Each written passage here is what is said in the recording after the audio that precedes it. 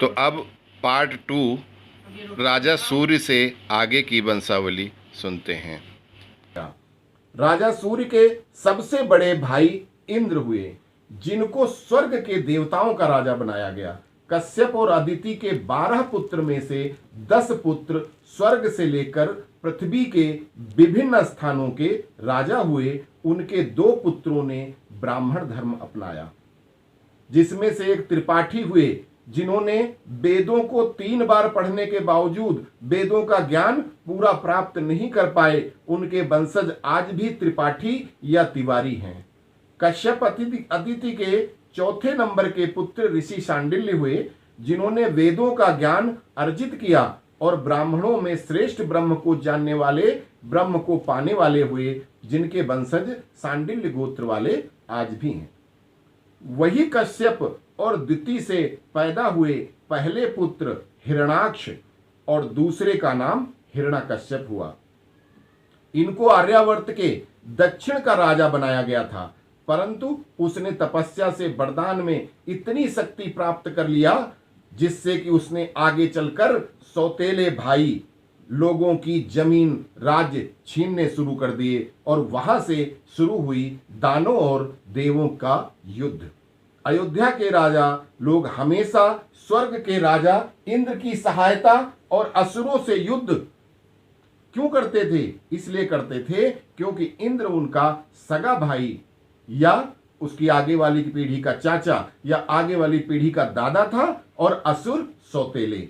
राजा सूर्य स्वयंभू मनु से अत्यधिक प्रभावित थे, इसलिए उन्होंने अपने पुत्र का नाम वैवस्वत मनु रखा।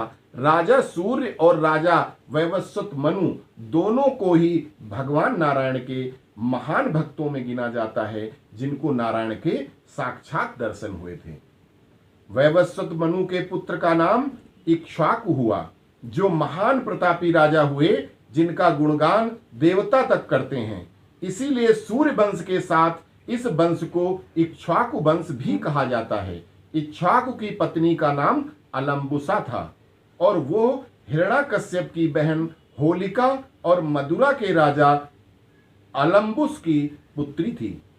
देवासुर संग्राम में जब असुरों ने देवताओं की पुत्री से हिरण्यकश्यप का विवाह कर दिया, तो वो युद्ध महाराज सूर्य की सहायता के बावजूद देवता हार गए थे।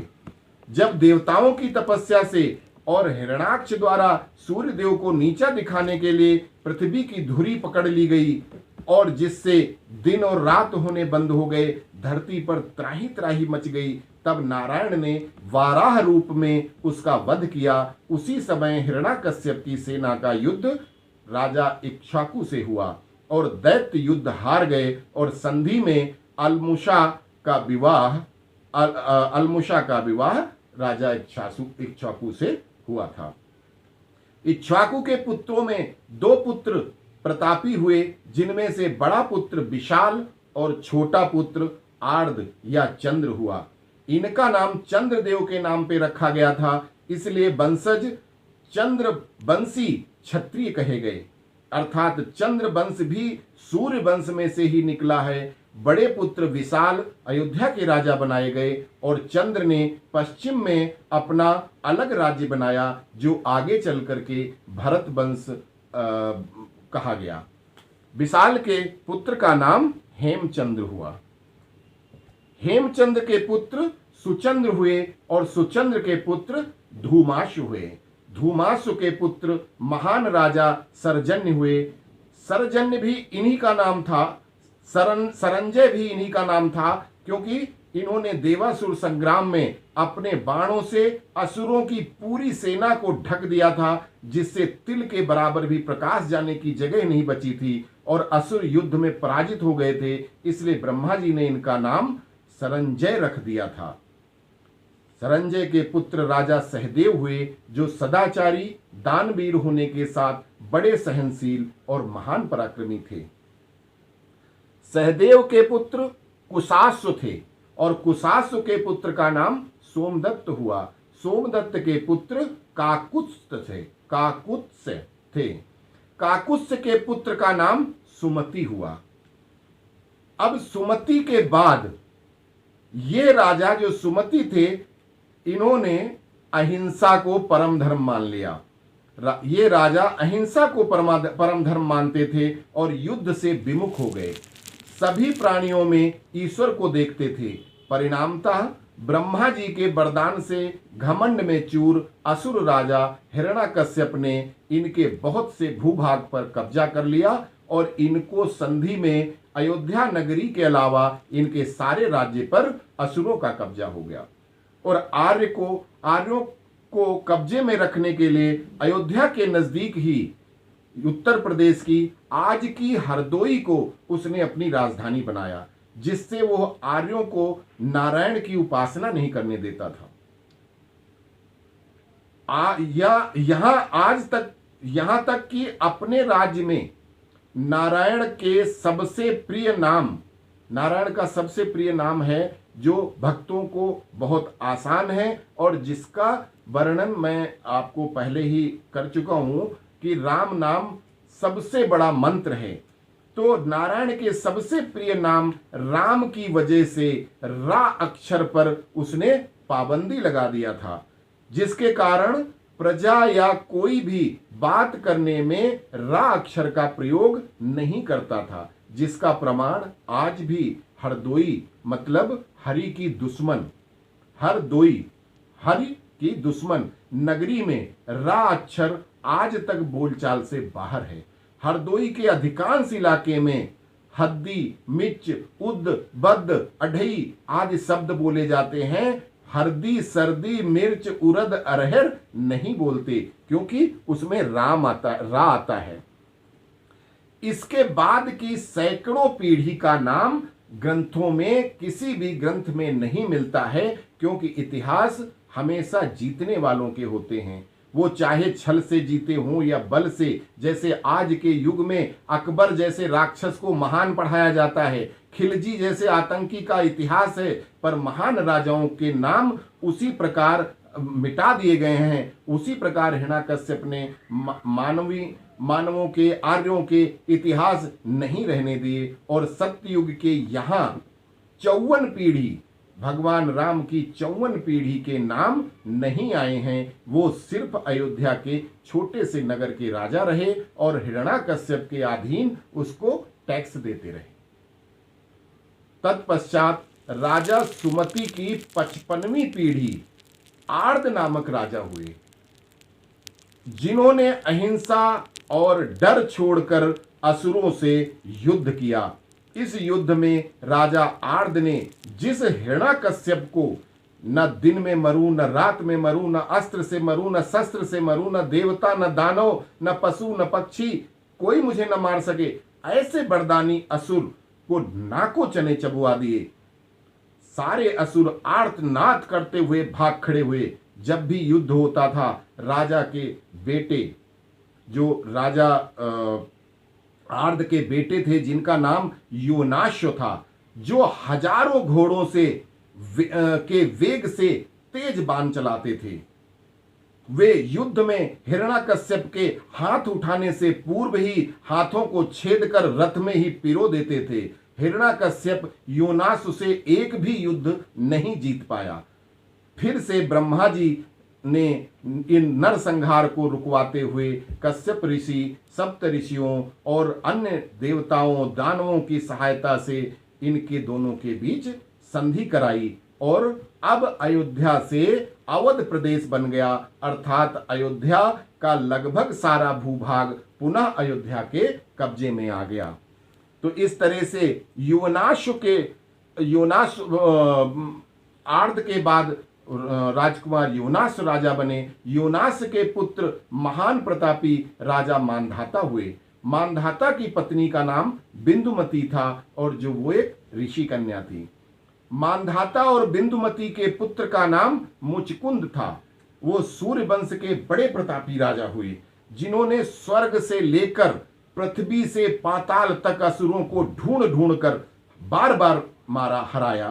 देवासुर संग्राम में देवता इन्हीं के पराक्रम से जीते थे और युद्ध करते हुए देवताओं का 1 साल बीत गया। अर्थात मनुष्यों के 100 साल का एक दिन अर्थात 36,500 साल युद्ध, जो हमारे मनुष्यों के 36,500 साल बीत चुके थे जब वो युद्ध जीते। उनको जब ये सच्चाई बताई गई तो उन्होंने कहा कि अब जब हमारा कोई रह ही नहीं गया, हमारी हजारों पीढ़ियां, सैकड़ों पीढ़ियां निकल चुकी हैं, तो मैं अब वहां मुझे कौन क्या जानेगा, तो अब मुझे वरदान। इंद्र ने कहा कि तुम क्या चाहते हो बताओ, मैं वो देने को तैयार हूं। तो उन्होंने कहा कि मैं सोना चाहता हूं। और वो फिर उनको वरदान दिया कि जब तक आप चाहोगे आप सोते रहोगे, आपको कोई डिस्टर्ब अगर करता है, सोने में आपको परेशान करता है, तो वो जल के राख हो जाएगा।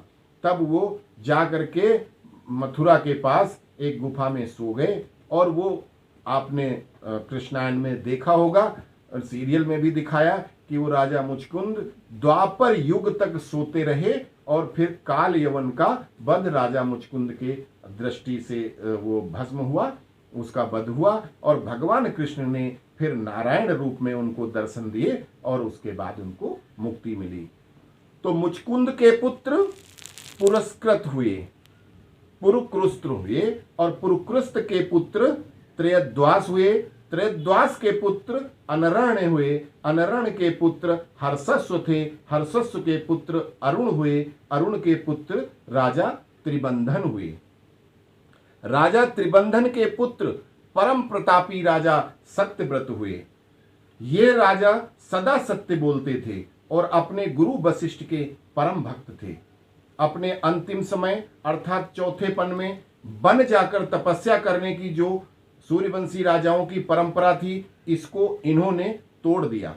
इनकी अंतिम इच्छा इस पंच तत्व के बने हुए शरीर के साथ स्वर्ग जाने की थी। इसके लिए उन्होंने गुरु वशिष्ठ से यज्ञ द्वारा या तप द्वारा कैसे भी पहुंचाने की प्रार्थना की, परंतु ये ईश्वर की प्रकृति के विपरीत बताकर गुरु वशिष्ठ ने मना कर दिया। अतः उन्होंने गुरु का अपमान करके उनको राजगुरु पद से हटा दिया और ऋषि विश्वामित्र के पास गए। क्योंकि उस समय ऋषि विश्वामित्र का एकमात्र कार्य था किसी भी प्रकार गुरु वशिष्ठ को नीचा दिखाएं। वो गुरु वशिष्ठ से दुश्मनी कर रहे थे, बार बार हजारों साल तपस्या कर रहे थे, परंतु राज ऋषि से ब्रह्म ऋषि नहीं बन पा रहे थे। अतः उन्होंने सत्यव्रत को शरीर के साथ स्वर्ग भेजने के लिए अपने तपोबल का प्रयोग किया। और उधर जब तपोबल से विश्वामित्र ने सत्यव्रत को आसमान में स्वर्ग में पहुंचा दिया और उधर इंद्र ने स्वर्ग में शरीर के साथ किसी को आने की वो नहीं दिया और उसको धक्का दे करके नीचे गिरा दिया। अब इंद्र के तेज से, इंद्र की ताकत से वो नीचे को आ रहे हैं और विश्वामित्र के तप के प्रभाव से नीचे आ नहीं पा रहे हैं, तो बेचारे बीच में लटक गए और इस तरह से वो उल्टा लटके हुए उनका नाम त्रिशंकु हो गया। स्वर्ग तो नहीं जा पाए, स्वर्ग में नहीं जा पाए और पृथ्वी के भी नहीं रह गए, वो बीच में लटकते रहे। उनकी लार से एक, उनकी जो लार गिरी कहते हैं, उससे एक नदी बन गई। तो चूंकि उस समय विश्वामित्र बहुत ज्यादा ही कुंठा से भरे हुए थे, उनसे वशिष्ठ जी से लड़ाई चल रही थी मन ही मन, और उनके बराबरी करना चाहते थे और वो कर नहीं पा रहे थे। हजारों साल तपस्या के बावजूद वशिष्ठ के बराबर नहीं हो पा रहे थे। तो उसके बाद उसमें जिक्र आता है कि नारद संहिता में तो नारद जी पूछते हैं नारायण से कि हे नारायण, हे प्रभु, कि ये राजा तो सदा सत्यवादी राजा था, इसको ऐसी सजा क्यों मिली?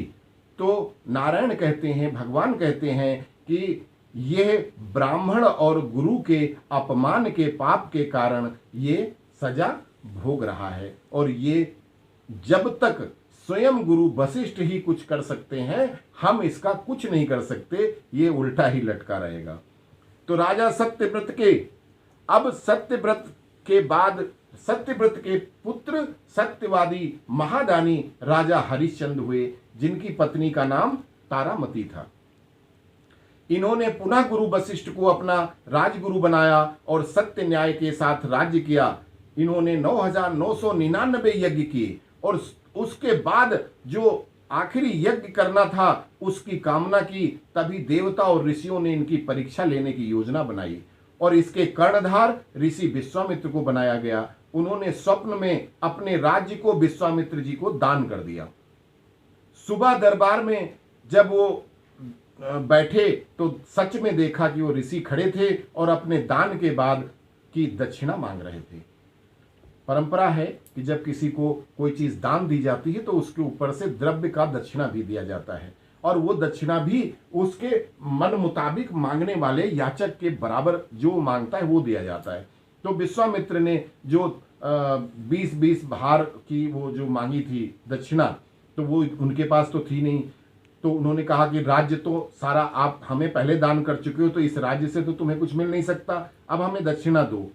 क्योंकि राज्य पहले ही दान कर चुके थे, अतः दक्षिणा चुकाने के लिए उन्होंने खुद की रानी, अपने बेटे, अपने आप को बेचकर दक्षिणा चुकाई। अंत में परीक्षा पास करते हुए भगवान शिव, ब्रह्मा, इंद्र सभी ऋषियों के दर्शन किए और शिव प्रेरणा से नारायण दर्शन हेतु अपने पुत्र रोहित को राज्यभार देकर तपस्या के लिए चले गए। नारायण ने उनको दर्शन देकर 18वें मनवंतर में इंद्र के पद का वरदान दिया। इसके आगे की वंशावली जो महाराज हरिश्चंद्र के बाद की है वो अगले अंक में जानेंगे।